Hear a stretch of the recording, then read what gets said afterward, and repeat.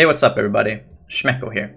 Today we will be looking at the upcoming Phase 5 patch and items to look out for. If you have any questions, feel free to leave a comment below or tune into my Twitch channel. Links are in the description below. To be fair, hunters aren't the ones that get the biggest upgrades in this patch, but it's not as bad as some people might think. We have a ton of items to cover, so let's just jump right into it.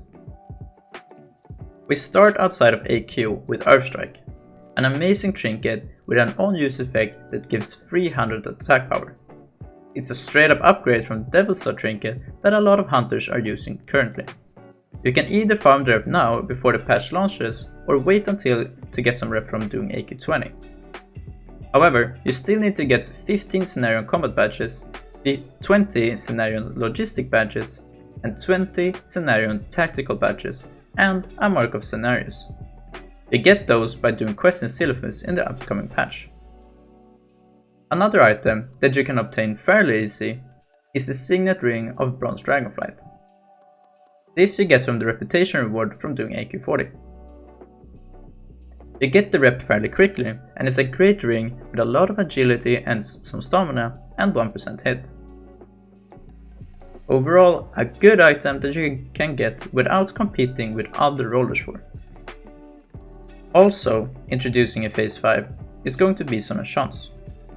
For us, it's the 25 agility for two-hander, if you're using one, and 15 agility for gloves.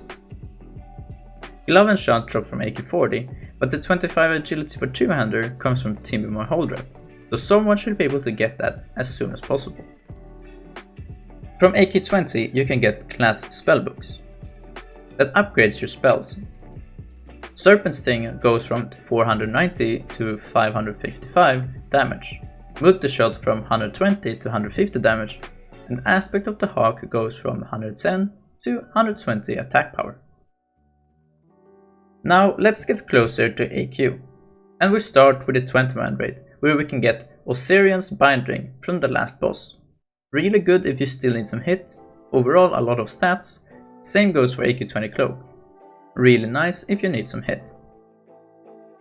To obtain the Cloak, however, you will need Cenarion Circle Revered, and you need to gather some items that drop from trash rooms in AQ20. Now we get into the big bucks in AQ40, and we start with the rings. Ring of the Godslayer from Sifan is just incredible with a ton of stats, amazing for PvE and PvP.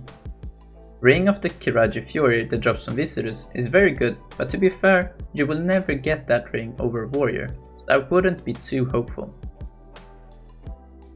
The one-handed weapons from AQ are a big upgrade from before when it comes to PvP.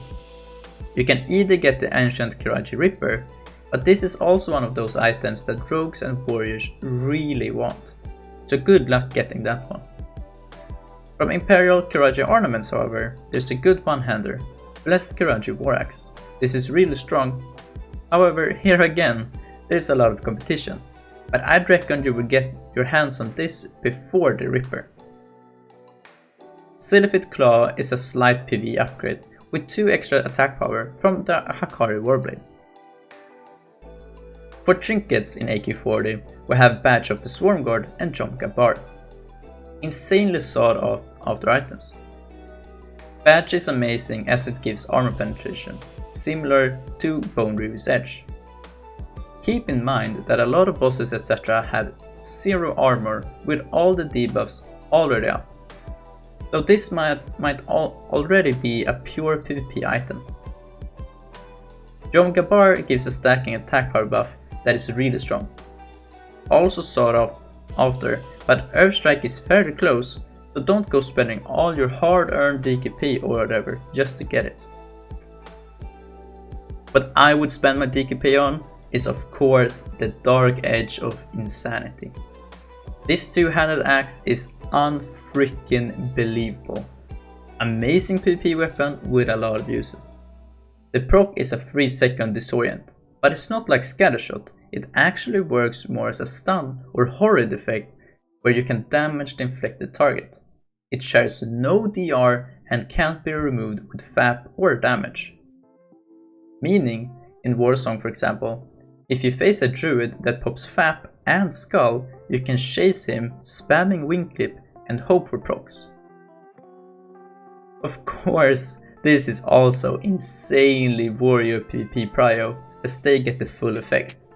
But if you're one of those guilds where no one actually PvP except for you, I would definitely try and get my hands on it. For you melee weavers out there, Barb of the Sand Reaver is really cool. It gives you better stats than Ashkandi when you're shooting and very similar damage when weaving. From Sifan, there's a 100% drop chance for Eye of Sifan that gives you the Cloak of the Fallen God. Amazing cloak, but again, others have higher prio as we hunters don't really take full advantage of it.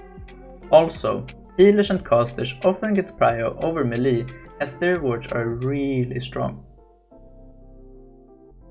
Tier 2.5 is seen a lot as sort of a meme set as it actually gives spell power. But what a lot of people miss is that it does give a lot of other stats. Disclaimer here before we get into it, full tier 2.5 is not optimal DPS suit as it gets outshined by other item combos. In the description I will link to Sarah, he goes over his items for you. However, there are a few things I want to add to this. First off, it's really good for PvP if you're not rank 13. The high amount of stats are a huge upgrade from previous sets. You can argue for tier 1 multi-shot bonus how much you want, but to be real with you, in PvP you rarely, at least should rarely, use a full set as rocket boots, spider belt, rocket helmet etc. are just too good not to use. And if you use either of those, you will not get the full 8 out of 8 set bonus. So use the set with the most stats. Another interesting part of tier 2.5 is that the 5 out of 5 set bonus is a 2-minute reduction of rapid fire. How this can be used in your advantage is to equip the full set every time you're using rapid fire to get it back faster. Even though you get less optimal stats from the set, having rapid fire on each boss is going to be higher DPS in overall. For example, in MC or Blackwell Lair, a lot of bosses are really close to each other.